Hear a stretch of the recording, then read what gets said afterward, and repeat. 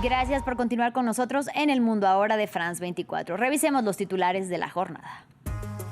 La Organización de las Naciones Unidas acusó a Estados Unidos de violar el derecho internacional con los ataques perpetrados por su ejército contra embarcaciones en el Mar Caribe y el Pacífico, supuestamente vinculadas con el narcotráfico.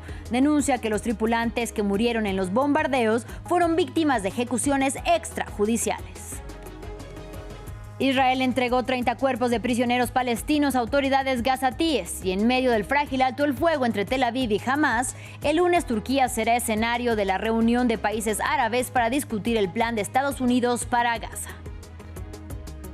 El presidente de China, Xi Jinping, llamó a proteger conjuntamente el libre comercio y lo hizo desde Corea del Sur en la cumbre de la APEC, donde este viernes se reunió con la primera ministra de Japón, Sanae Takaichi, con quien acordaron construir una relación estratégica mutuamente beneficiosa. Las calles de Río de Janeiro son escenario de protestas contra el actuar de las autoridades policiales y militares en el megaoperativo contra un grupo criminal que cobró la vida de más de 120 personas. Lo vemos en minutos en Directo A.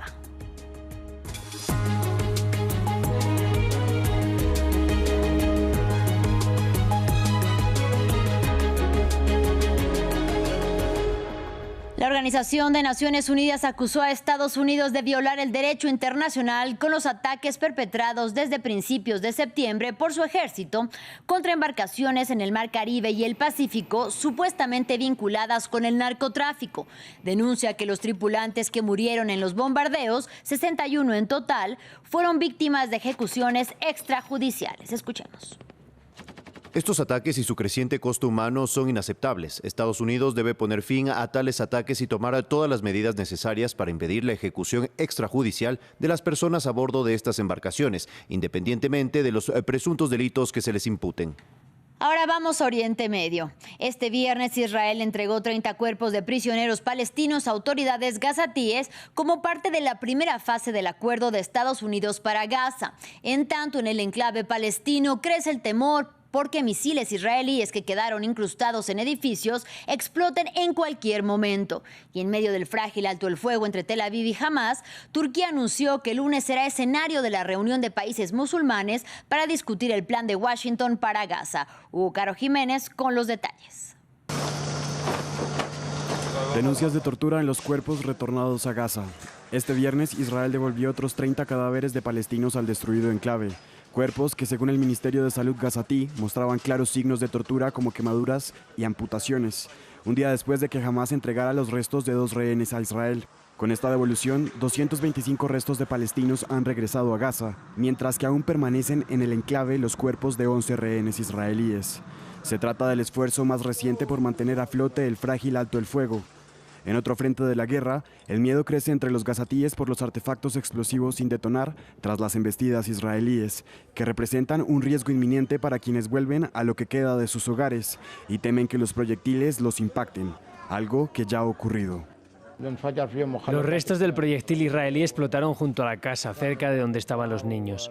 La situación fue extremadamente difícil. Son niños. ¿Qué hicieron mal? Estaban jugando cuando explotaron los restos del proyectil israelí y su situación fue extremadamente difícil. Mientras, los rezagos del fuego israelí siguen afectando a otros territorios palestinos. También este viernes se llevó a cabo un funeral de un niño de 15 años que fue herido por una bala de Israel al este de Ramallah, según la agencia de noticias Wafa. Este es un niño que fue ejecutado como nuestros niños, nuestras mujeres y nuestros ancianos, ejecutados a sangre fría, porque quienes no temen el castigo se comportan mal. El mundo debe tomar cartas en el asunto. De vuelta al destruido enclave, la Agencia de la ONU para la Alimentación y la Agricultura dijo este viernes que el 83% de las tierras de cultivo de la franja quedaron dañadas por la ofensiva israelí. En Corea del Sur, Donald Trump decidió no participar de la Cumbre Económica Asia-Pacífico, la APEC, que se desarrolla estos días, mientras que Xi Jinping lo vio como una oportunidad para ocupar ese vacío que deja el mandatario de Estados Unidos con su política proteccionista y arancelaria, prometiendo una economía abierta y cerrando acuerdos con Japón. Patricio Peralta con los detalles. Mientras el Air Force One despegaba con Donald Trump a bordo, la limusina Honky trasladaba a Xi Jinping a la Cumbre de Cooperación Económica Asia-Pacífico, APEC. Trump regresa a casa tras su encuentro con el presidente chino, mientras que Xi Jinping se prepara para un festival de diplomacia multilateral.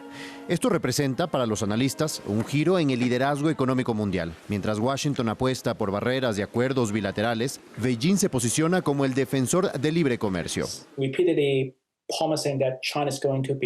Han sido repetidas las promesas de Xi Jinping de que China tendrá una economía abierta y seguirá abierta al mundo. Esto responde al apoyo de la globalización.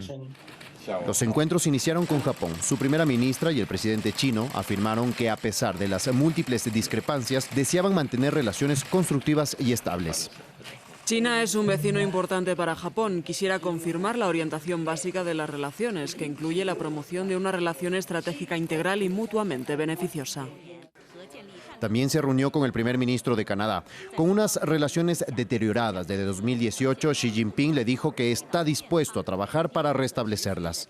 En un evento privado, Mark Carney dijo que su gobierno tomará un nuevo rumbo en lo económico debido a la disputa comercial con Donald Trump.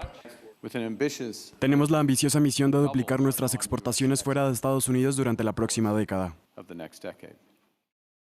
Tras un brindis de bienvenida a cargo del presidente surcoreano, Xi Jinping presentó una propuesta de 5 puntos para promover una globalización económica beneficiosa para la comunidad Asia-Pacífico y así llenar el vacío que deja la política proteccionista de Trump, aunque los países de la región también recelan del dominio económico chino. Ahora vamos al viejo continente. En Países Bajos, el liberal progresista Rob Jetten es el protagonista del triunfo de su partido en las elecciones parlamentarias tras el recuento oficial de votos. El D66 se impuso como la primera fuerza política por delante del ultraderechista PVV de Geert Wilders. Jetten celebró el triunfo como una derrota de populistas, mientras Wilders los acusó de querer destruir Países Bajos y cuestionó el recuento electoral. Me complace enormemente que la agencia de noticias neerlandesa acabe de anunciar que D66 ya no puede ser superado y que nos hemos convertido en el partido más grande en estas elecciones, un resultado histórico para D66. Estoy muy orgulloso de ello. Al mismo tiempo, siento una gran responsabilidad de empezar a explorar rápidamente opciones esta semana para formar un gabinete estable y ambicioso. En otro orden de ideas, el huracán Melissa sigue perdiendo fuerza después de pasar por Bahamas, pero el balance de su paso por el Caribe sigue en aumento. Reportes oficiales indican que 19 personas murieron en Jamaica y aumentaron a 31 las víctimas mortales en Haití. Aquí los detalles. Este es el impacto de la tormenta más fuerte que ha azotado el planeta este año. Casas sin techo, otras apenas en pie y muchas destruidas por completo. En Jamaica la magnitud de la devastación es evidente, mientras los residentes comienzan la dolorosa tarea de recoger los pedazos. Ojalá pudiera explicar el dolor. El dolor, no sé, es como si el corazón y el estómago se te reventaran. Es demasiado, demasiado. El huracán le hizo plantearse tomar una decisión impensable. Solo digo que si nos hubiéramos quedado, habríamos muerto porque tengo 1, 2, 3 y un bebé y una niña pequeña. Y pensándolo bien, si tuviera que elegir a uno, no sería agradable.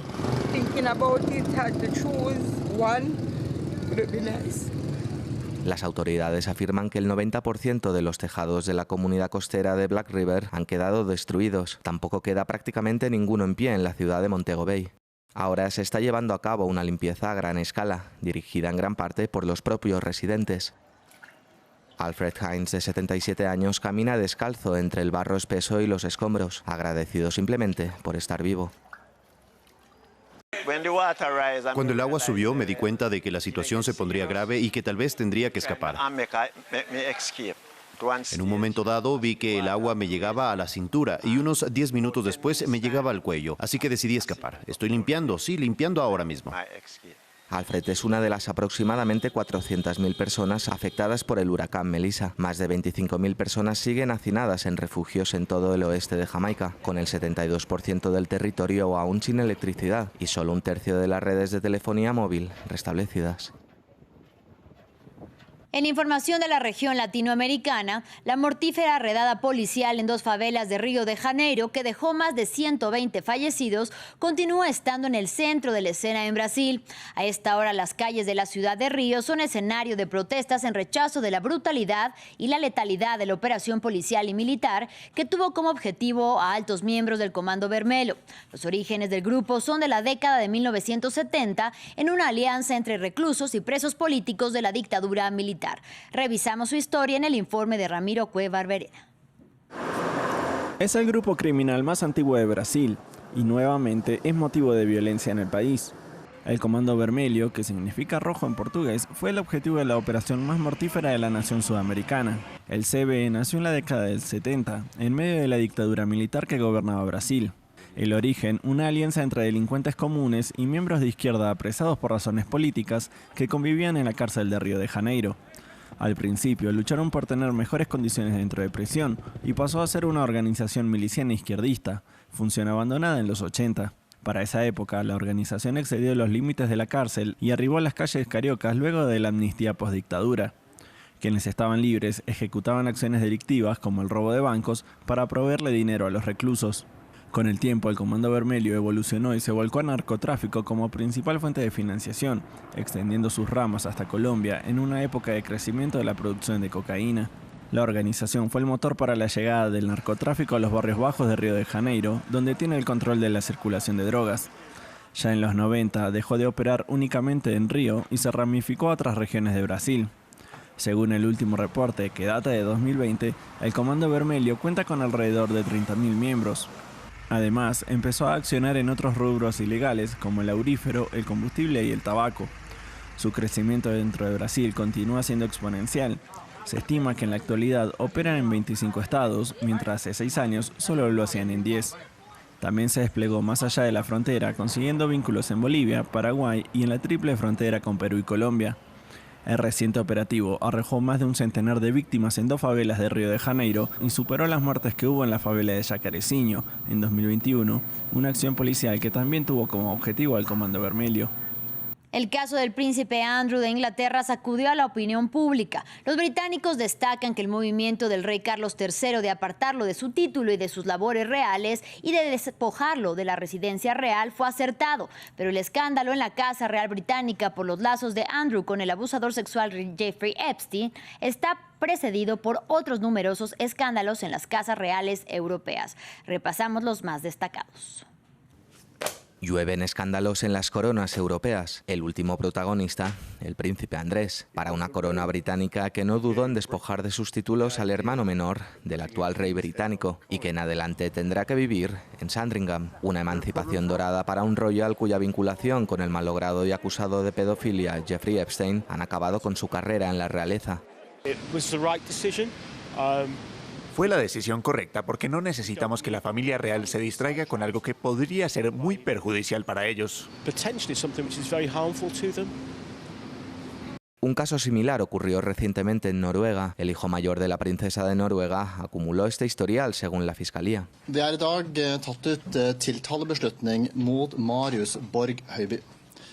Hoy hemos decidido presentar cargos contra Marius Borg Høiby. Se le imputan 4 delitos de violación, maltrato en relaciones íntimas contra una expareja y contra otra expareja. Se le imputan varios actos de violencia, alteración del orden público, daños a la propiedad y violación de una orden de alejamiento. También se le imputa haber filmado los genitales de varias mujeres sin su conocimiento ni consentimiento.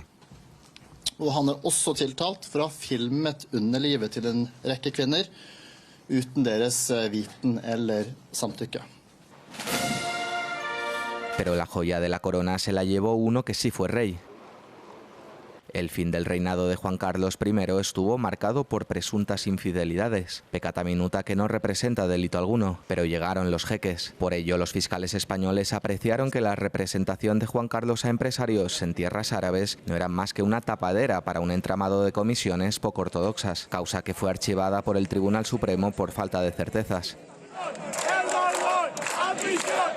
Pero que mandaron al ya rey emérito a Abu Dhabi. De recibir el título de manos del dictador Francisco Franco y esparcir glamour allí donde viajaba, Juan Carlos tuvo que abandonar la zarzuela y pasarle el testigo a Felipe, salvando la herencia de una realeza española cuyo regreso cumple 50 años. Es momento de Directo A.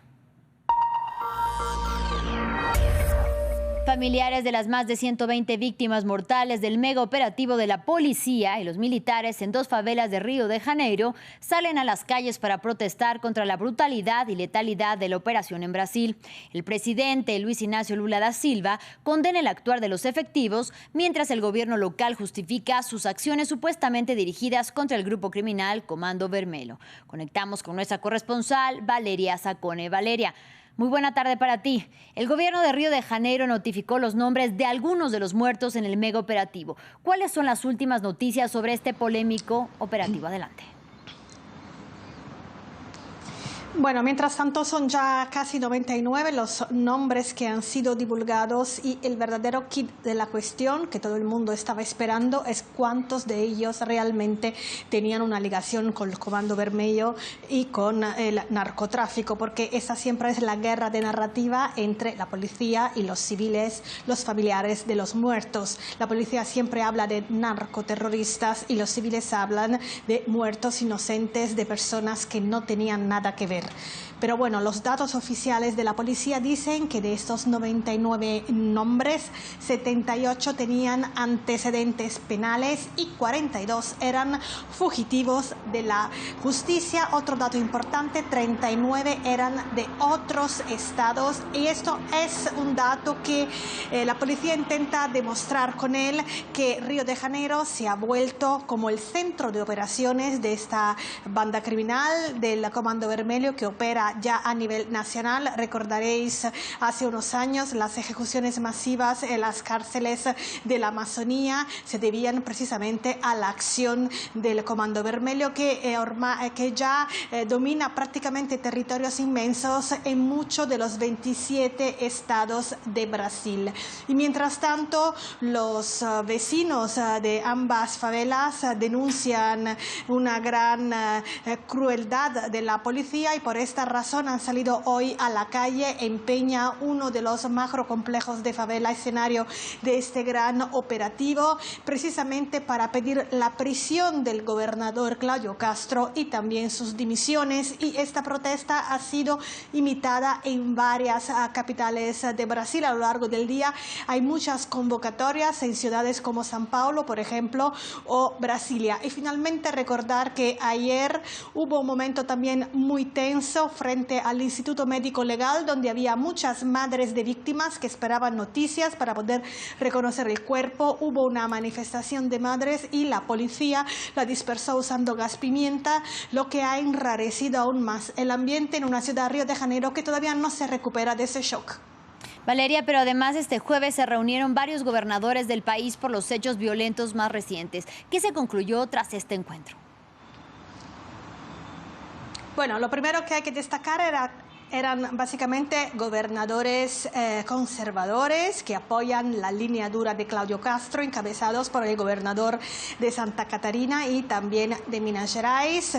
Ellos han creado una especie de consorcio de paz, como lo han llamado, que es una especie de colaboración entre los varios estados, bajando desde el presupuesto de que el Comando Vermelho, así como también las otras facciones de Brasil, operan a nivel nacional e internacional, y por lo tanto es muy importante tener una articulación que vaya más allá de los simples estados federados de Brasil, también para poner en común inteligencia y colaboración policial. De momento ha sido solamente un anuncio, no tenemos más detalles, pero cabe destacar que en abril de este año el gobierno federal de Lula había presentado una llamada PEC de la seguridad. Es una nueva ley, una reforma reforma que precisamente pretende integrar las distintas policías de Brasil a nivel federal, estadual y también de ayuntamiento, y que desde entonces no ha sido votada en el Parlamento porque el presidente del Congreso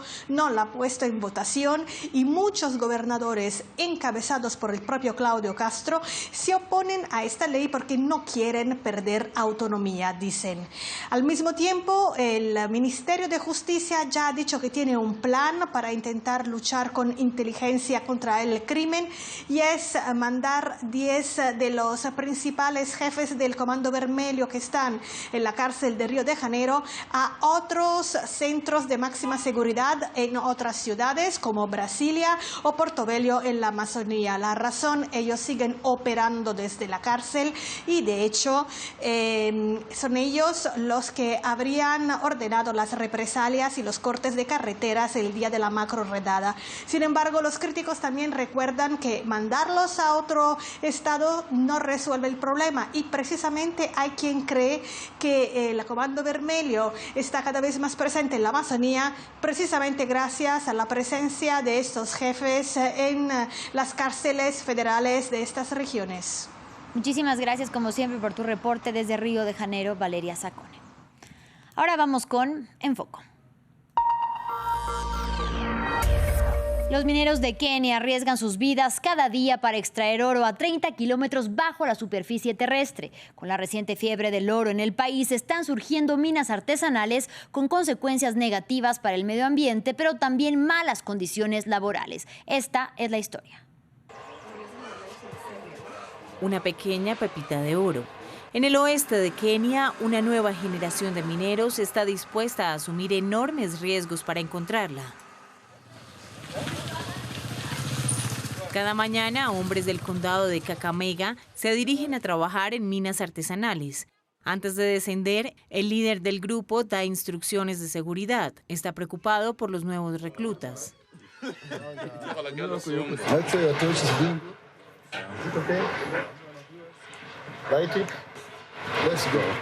Trabajan en una antigua mina británica de oro abandonada tras la independencia de Kenia. Hoy, un propietario adinerado ha retomado las operaciones. La mina alcanza más de 30 metros de profundidad.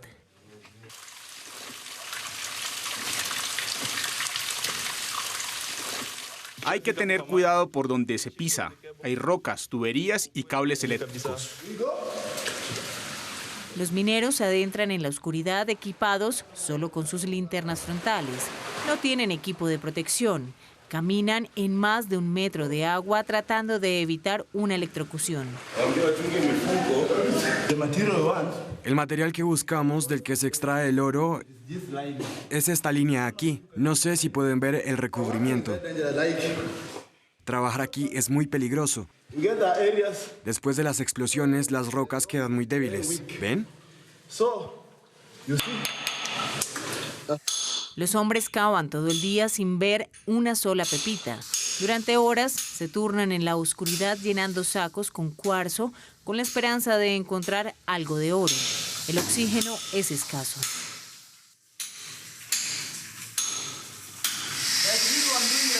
Miren lo que hago. Vengo aquí y puedo quedarme hasta mañana. Ahora no tengo problema para respirar.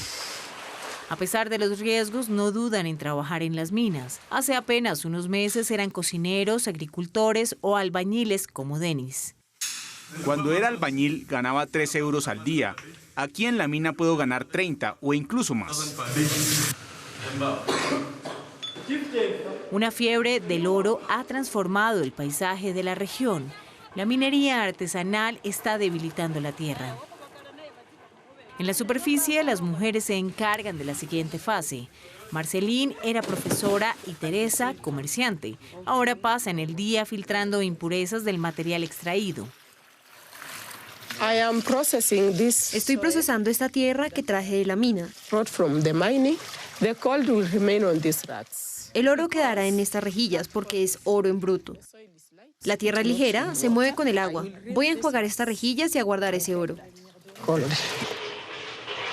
Timothy Mukoshi, representante del sindicato minero del condado, visita el sitio. Su labor es registrar oficialmente a los trabajadores y velar por su seguridad. El número de personas en el campo minero se ha triplicado. Hay muchos problemas relacionados con los mineros. Por ejemplo, la degradación ambiental, el uso de químicos peligrosos como el mercurio y también la falta de tecnología minera. La mayoría de los trabajadores no están registrados oficialmente. Venden su oro a mayoristas en la ciudad que prefieren mantenerse en el anonimato. Desde la pandemia de COVID y la guerra en Ucrania, el precio del oro ha alcanzado máximos históricos. Hacemos esto todos los días. Pueden ser 5, 10 o 20 gramos. Lo calentamos durante 20 minutos, luego lo sacamos y lo vertemos aquí. El oro se vende luego en el extranjero. Una vez fundido, es difícil rastrear su origen o saber en qué condiciones fue extraído. Se estima que aún quedan unas 30 toneladas de oro en el subsuelo de la región. Más de 5.000 personas se han sumado a la minería artesanal en los últimos años. Es un sector económico que Kenia aún lucha por regular. Vamos a una pausa, pero en breve regresamos con más información aquí en France 24. No se vayan.